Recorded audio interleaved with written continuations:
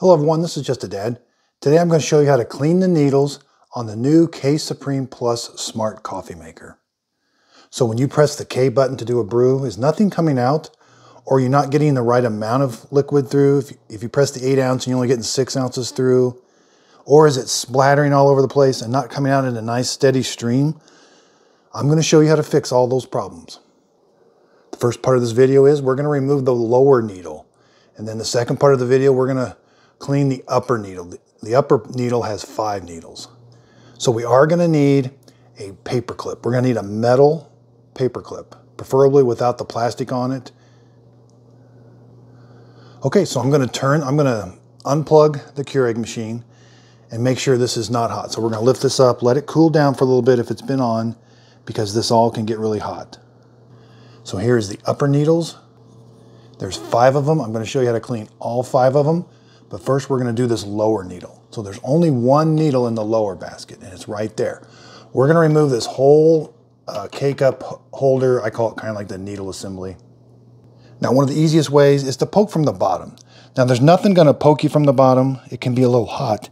But if you poke up from the bottom while you're kind of pinching these sides, it comes out pretty easy.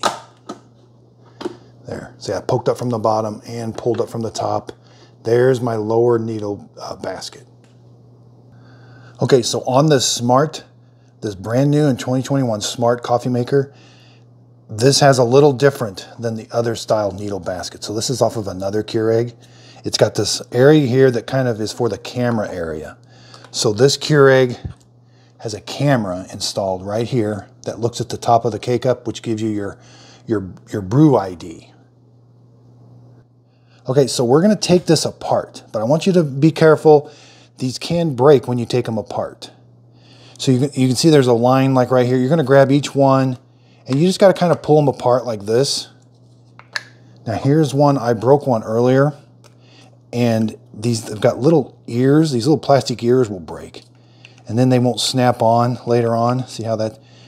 I had to contact Keurig, and they sent me a whole new basket.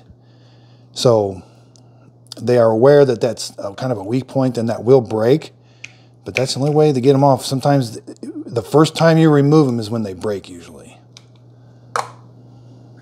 So here we have, this is where the needle's at, so be careful, that sharp needle's down in there. There's nothing sharp here. Now this is the part I want to talk about first. This is where your stream may not be coming out correct.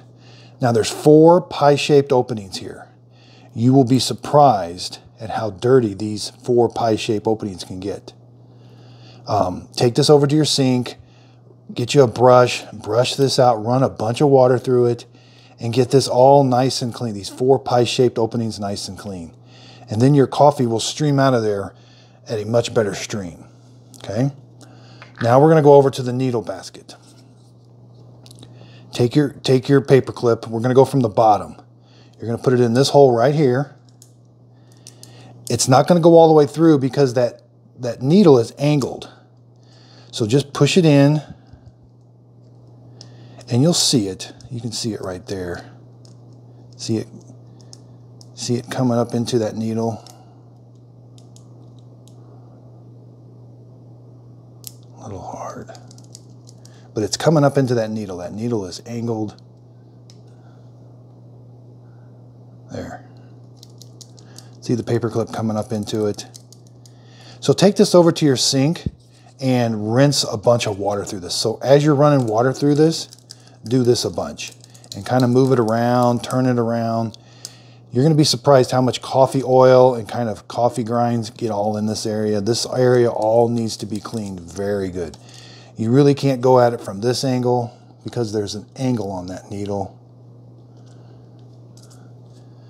So now we've got this all cleaned up and we're going to put this back together. You're just going to line up these ears and then they will snap together.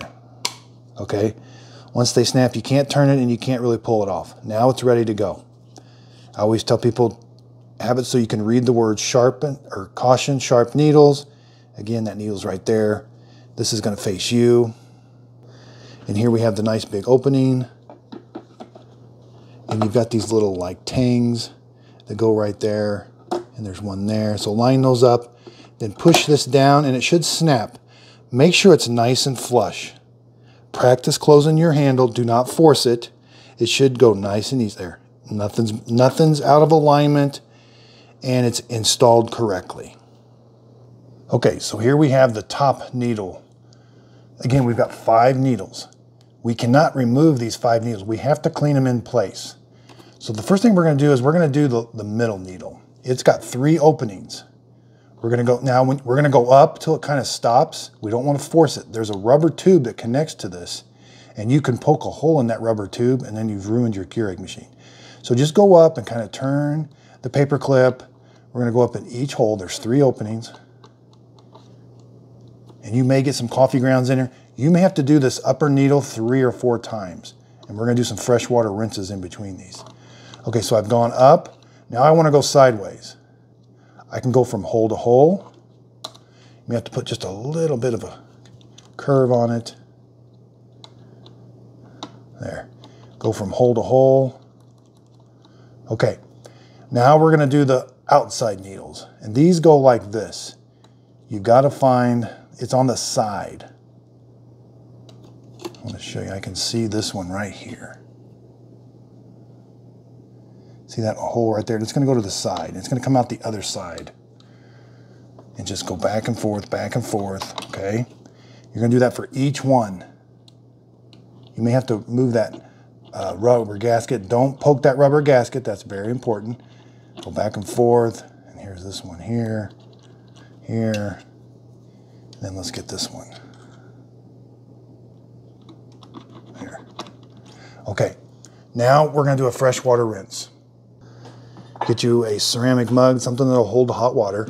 We're not going to put a K-cup in here. We're going to close the lid. Make sure you plug it in. And on this one, we're going to do a freshwater rinse. No pod detected. That's okay. Let's do you can do a 6 ounce. And then just press the K button. And we're going to watch the hot water come out. There might be some coffee grounds come in there. That's okay. And again, even after doing this, the first one, it may not be unclogged. So it may not dispense anything. Go back, redo the paper clip in the top needle. The bottom needle you can pretty much tell is unclogged. But that top needle can give you some fits. I have had some viewers had to do this whole process about 4 or 5 times before they got it unclogged. So one of the worst things you can do to a Keurig is after you're done brewing a K-cup, is leaving the K-cup installed. And these freshwater rinses, these are good to do every once in a while anyway. They just kind of clean up that whole top area because you will get some coffee grounds around that top needle area. So freshwater rinses, I try to do those at least once every 2 or 3 days, just what we did here. Then we can open it up and we can see it's nice and clean. Check out my other videos. I've got a video on how to descale this. I've also got other videos on how to set up the Smart Brew, how to connect it to your Wi-Fi, detailed reviews. This is a very nice coffee maker. I've also got comparison video with the other K-Supreme Plus coffee makers. Let me know how you did in the show description notes and if you've got any more problems. Now, if you've got an internal like pump that's failed, this is not going to fix that. You will have to call Keurig customer support. They have a very good customer support. If you hang on the phone for a little bit, you finally will get somebody you can talk to, and they can kind of walk you through some troubleshooting procedures. But this is a quick how to clean the needles and how to get your stream to come out of your coffee maker so it's not splattering all over.